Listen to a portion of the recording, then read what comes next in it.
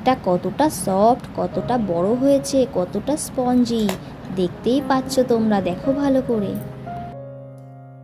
নমস্কার বন্ধুরা, সকলে আশা করছি ভালো আছো। আমি আজকে দেখতেই পাচ্ছ যে কাপ নিয়েছি সেই কাপেরই মাপে 1.5 কাপ চিনি নিয়ে নিয়েছি আর 2টো ডিম দিয়ে দিচ্ছি। 2টো ডিম দিয়ে আমি আজকে দেখো 1 পাউন্ডের বেশি 1.5 পাউন্ড কেক বানাবো। আর এই ডিম আর চিনিটা ভালোভাবে ফেটিয়ে নেব। ফেটাতে ফেটাতে কিন্তু অনেকটা ঠিক এই রকমভাবে চলে আসবে। তারপরে আমি কিন্তু দিয়ে দেব এর মধ্যে 1/4 কাপ তেল, রিফাইন তেল দেব। তার আগে তোমাদের দেখিয়ে দিই, আমি এখানে নিয়ে নিচ্ছি সুজি 1.5 কাপ, আর ময়দাটা দেখালাম না, ময়দাও নিয়ে নিয়েছি 1.5 কাপ। আর এই অল্প অল্প করে তেল আমি ভালো করে মিশিয়ে নেব। এখানে কিন্তু আমি তেলটা বেশি ব্যবহার করিনি, 1/4 কাপ তেলই ব্যবহার করেছি, আমি 1.5 কাপ তেল নিইনি। যাই হোক, আমি তেল দিয়ে ডিম দিয়ে চিনি দিয়ে ভালোভাবে ফেটিয়ে নিয়েছি। এখন আমি এর মধ্যে সুজিটা দিয়ে দেব। সুজি দিয়ে আবারও ভালোভাবে ফেটাবো। ভালো করে ফেটানো না হলে কিন্তু কেক ফুলবে না, কেক খেতেও ভালো হবে না, স্পঞ্জিও হবে না। যাই হোক, আমি এই দেখো এবার এর মধ্যে কিন্তু পাতলা করার জন্য অল্প অল্প করে দুধ দেব। এটা কিন্তু গরুর দুধ না, এটা কিন্তু আমি যে 10 টাকা দামের আমুল দুধ হয় সেই দুধ। আমি এই দুধটা দিয়ে ভালোভাবে ফেটিয়ে নেব। তাহলে ফেটিয়ে নিয়ে তারপরে তোমাদের কাছে ফিরে আসছি।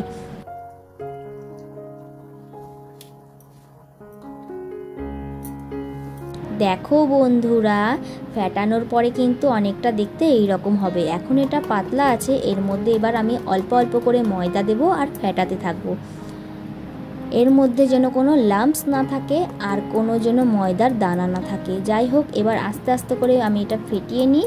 ততক্ষণে এটা ভালোভাবে গাঢ়ও হয়ে যাবে, আর কিছুক্ষণ তো রেস্টে রাখতেই হবে। যাই হোক, ফেটাতে থাকি।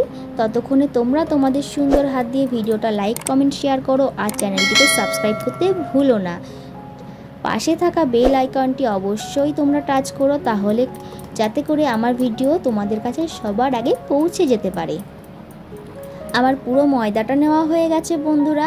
এখন আমি ব্যাটারটা তোমাদের দেখিয়ে দিচ্ছি কেমন করতে হবে। ঠিক এই রকম করতে হবে।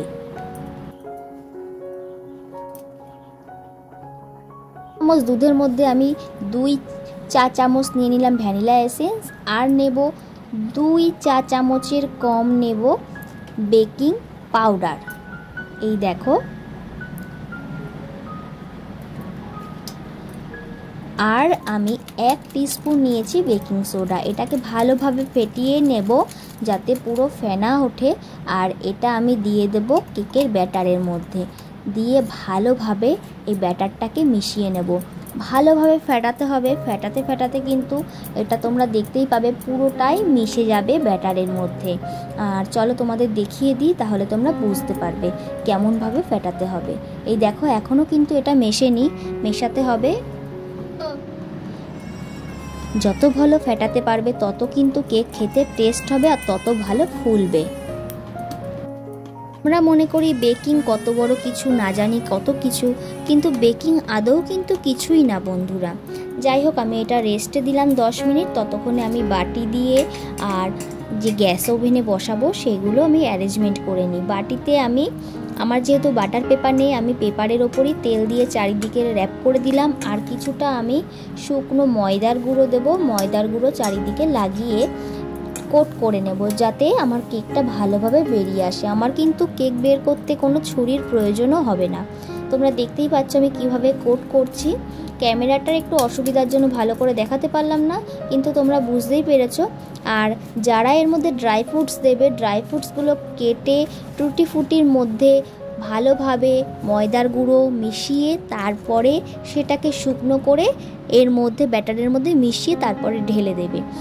আর নইলে কিন্তু ড্রাই ফ্রুটগুলো একটার গায়ে আরেকটা লেগে থাকবে, ভালো হবে না। আর যদি গুঁড়ো ময়দা মিশিয়ে দাও তাহলে জিনিসটা ভালো হবে।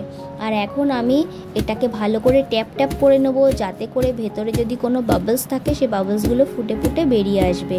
আর এই দেখো, একটা কাঠির সাহায্যে ওটা নাড়া দিতে পারো, দিয়ে তারপরে ট্যাপ করতে পারো। আর এই দেখো, আমি গামলা নিয়ে নিয়েছি। গামলার মধ্যে আমি দিয়ে দিলাম বেশ খানিকটা লবণ। এই লবণের পরিবর্তে তোমরা বালিও ব্যবহার করতে পারো। আমি বালি ব্যবহার করলাম না, আমি লবণ দিলাম। আমার কাছে ভাতের স্ট্যান্ড নেই, তাই আমি বাটির ওপর বসিয়ে দিলাম। এখন আমি কিছু ড্রাই ফ্রুটস দিয়ে দেবো, আর আমি 5 মিনিট ঢাকা দিয়ে রেখে তারপরে কিন্তু ড্রাই ফ্রুটসটা দিচ্ছি। আর একটাই জিনিস খেয়াল করবেন আপনারা, গ্যাস একবার যখন জ্বালিয়ে মিডিয়াম টু লো ফ্লেমে রাখবেন তখন কিন্তু আর ঢাকনাটা খুলবেন না। ঢাকনাটা পাক্কা 30 মিনিট পর খুলবেন, তারপরে একবার চেক করবেন, তারপরে দেন লাস্ট কেক হয়ে গেলে আপনারা বুঝতে পারবেন। 30 মিনিটে যদি না হয় তাহলে আরও 10 মিনিট পর চেক করবেন, তার মধ্যে কেক হয়ে যাবে। একটা কেক গ্যাসে হতে মিডিয়াম টু লো ফ্লেমে পাক্কা 40 মিনিট লাগে। 40 মিনিটের কমও লাগে না, 40 মিনিটের হয়তো 1-2 মিনিট বেশি লাগতে পারে, কিন্তু কম কিন্তু লাগে না। যারা বলে কেক 15 মিনিটে হয়, 5 মিনিটে, 10 মিনিটে হয়, এটা কিন্তু একেবারেই ভুল। আমি কাউকে মিন করে বলছি না, কিন্তু এটা বাস্তব কথা। কেকটা এখন খুবই গরম, আমি কেকটাকে ঠান্ডা করব, ঠান্ডা করে কেক মোল্ড থেকে বের করে নেব। আমি কিন্তু বাটিতেও করেছি, টিফিন বাটিতেও করেছি, স্টিলের বাটিতেও করেছি, অ্যালুমিনিয়াম বাটিতেও করেছি, সেহেতু সেই অভিজ্ঞতা থেকে আমি আপনাদের বলছি। এখন আমি কেকটা বের করে দেখাই।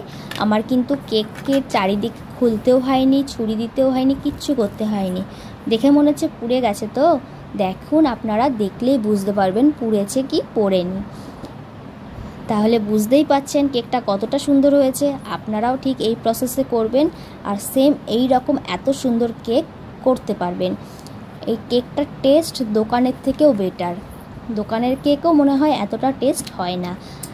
আর আমি তো নেক্সট ইয়ার থেকে আমি ভাবছি কেকের বিজনেস করব। যাই হোক, ভিডিওটা কেমন লাগলো আশা করি কমেন্টের মাধ্যমে জানাতে ভুলবেন না আপনারা। আর এটা আমার কথা না, এটা হচ্ছে আমার কেক যারা যারা খেয়েছে প্রত্যেকের কথা। আর এই দেখুন কেকটা কতটা স্পঞ্জি হয়েছে, দেখতেই পাচ্ছেন তো। তাহলে দেখুন, আজকের মতো সবার কাছে বিদায়। দেখা হবে অন্য একটা নতুন রেসিপিতে। আপনারা সবাই ভালো থাকবেন। ধন্যবাদ সবাইকে।